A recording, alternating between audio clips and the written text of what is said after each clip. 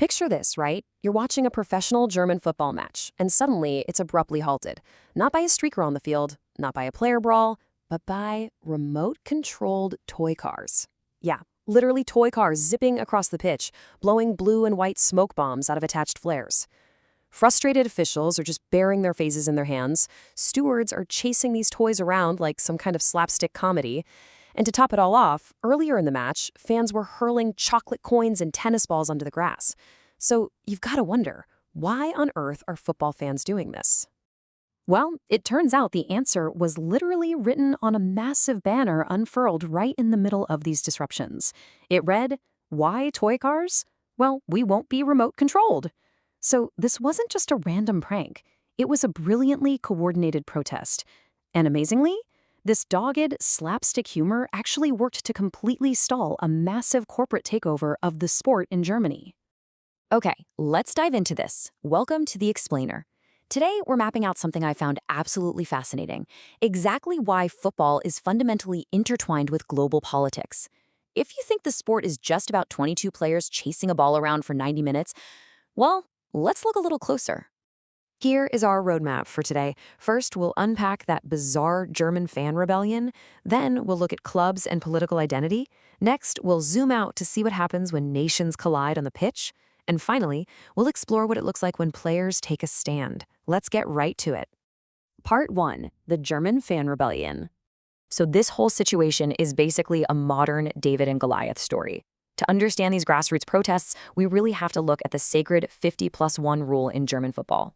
Notice how this rule works. It ensures a club's parent association retains majority voting rights, specifically 50% plus one single vote. This guarantees that outside investors can't just swoop in and take majority control. Fans take this so seriously that during the protest, they actually clamped combination bike locks onto the goalposts. And the code they used? 5001. I mean, what a brilliant, symbolic nod to the exact rule they were defending. So what actually sparked the rebellion? Well, the German Football League planned to sell a €1 billion stake in their broadcast revenue to private equity firms like CVC Capital Partners and Blackstone. That's a billion with a B. Fans vehemently pushed back against this, specifically calling out the blood money ties to Saudi Arabia's human rights record. And the historic result? Against all odds, these incredibly dogged, creative protests forced the league to totally drop the massive deal. The fans actually won. It's a pretty powerful reminder of just how much leverage everyday supporters hold when they organize. Part 2. Clubs and political identity. Let's move to and see how this builds, because that kind of local passion doesn't just spring up out of nowhere, right? It stems from deep historical roots. It's fascinating how the fiercest sporting rivalries perfectly mirror actual political divides. Take El Clásico down in Spain. You have Real Madrid, who are historically associated with Spanish unionism. On the flip side, you have FC Barcelona, whose supporters are highly visible in their sympathy for the Catalan independence movement. Their clashes on the pitch are literally a direct reflection of the ongoing political tensions between Madrid and Catalonia. We see a super similar, complex dynamic up in Scotland with the Old Firm derby. Look at the stark contrast here.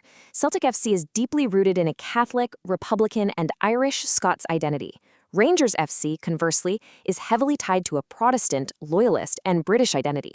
These matches are infused with serious religious and political disputes regarding Northern Ireland, and sadly, that sometimes escalates the atmosphere far beyond what you'd expect from a normal sporting rivalry. Over in Italy, the ideological clashes are, quite frankly, incredibly stark. SS Lazio has a well-known history of right-wing ultras who have even utilized fascist symbols in the stands. Their ideological antagonists include AS Livorno Calcio, who are known for left-wing ultras and communist symbols. This tension is so intense it even reached the point where the players themselves directly participated. Lazio's Paolo Di Canio famously gave a Roman nationalist salute, while Livorno's Cristiano Lucarelli gave a raised communist fist to their respective fans during matches. In this whole spectrum, it spans the entire globe. In Germany, St. Pauli is famous for its far-left anti-fascist stance. Over in Israel, Beitar Jerusalem maintains a far-right Zionist identity. In Indonesia, Persipura Jayapura serves as this powerful symbol of Papuan identity and separatism. Even back in England, polling shows that West Ham tends to draw a right-leaning conservative fan base, while Sunderland proudly embraces a left-leaning working-class identity. It's a strictly global phenomenon, teams basically acting as avatars for different ideologies. Part 3. Nations collide on the pitch. Now, we're elevating the stakes from local clubs to entire nations. where the pitch occasionally becomes a literal proxy for geopolitical wars. And this brilliantly illustrates just how high those stakes can get. Back in 1969, a World Cup qualifier between El Salvador and Honduras sparked what is historically known as the Football War. Following intense rioting in June, the attacks escalated to the point where an actual military strike was launched. It took the Organization of American States stepping in to negotiate a ceasefire. Yes, for sure, there were deep socioeconomic issues building up behind the scenes, but the football match, that was the spark that lit the powder keg. Or, consider these infamous goals. Diego Maradona's 1986 Hand of God goal against England wasn't just a sporting victory. Maradona explicitly stated that the win was revenge for Argentina's defeat by the UK in the Falklands War just a few years prior. Fast forward to 2009, Thierry Henry's double handball goal against Ireland, which the press dubbed the Hand of Frog, sparked an actual international diplomatic incident. The Irish Prime Minister demanded a replay, and remarkably, the French president had to step in and basically tell him to stick to politics. But hey, the pitch can also act as a stage for beautiful diplomacy. Contrast the 1998 match between the USA and Iran, where the teams exchanged gifts and flowers in this massive display of goodwill. Contrast that with a 2010 incident between the UAE and Iran, where a fictitious name for the Persian Gulf displayed on screen led to actual calls to downgrade political ties. It really shows how the pitch just magnifies whatever geopolitical reality already exists out there, making every single international tournament so much more than just a game. Part 4. When players take a stand. Let's bring the narrative back down to the human element for a second, the individual athletes. Players have long used the pitch for protests. We're talking about taking a knee against racism, wearing message-bearing armbands, or displaying slogans hidden just under their jerseys. So the crucial point is, even the smallest, most subtle gesture before kickoff can echo worldwide. Why? Because it forces millions of viewers to confront issues that might otherwise just be ignored. And off the pitch? The absolute biggest stars in the sport openly align themselves with political candidates across the entire spectrum. If we look at the conservative side, Brazilian superstars like Neymar, Dani Alves, Rivaldo, and Ronaldinho all endorsed Jair Bolsonaro. In Spain, Dani Carvajal has been linked to the Vox Party.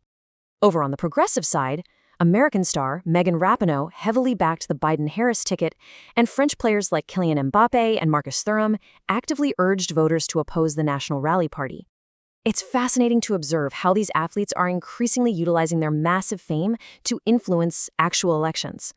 But sometimes, actually, scratch that, it's more like they bypass endorsements altogether and just run for office themselves. Get this, 3.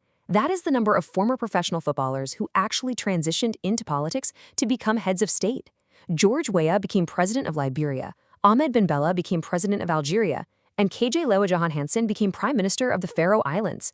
They literally went from scoring goals on the pitch to running entire nations. No way, right? To tie this whole explainer together, take a look at this quote. Because when athletes use their voice, they step into something bigger than sport. Football reaches places where politics and speeches simply cannot. It transcends borders, it transcends languages and cultures, making it an absolute unstoppable vehicle for messaging and a truly unique catalyst for change. So, what does this all mean? Well, it leaves us with a final, provocative thought to consider. The next time you tune in for a match, can sports and politics ever truly be separated? And maybe the better question is, should they be? Thanks so much for joining me for this explainer. Keep your eyes on the pitch, but don't forget to look beyond the goals. Catch you next time.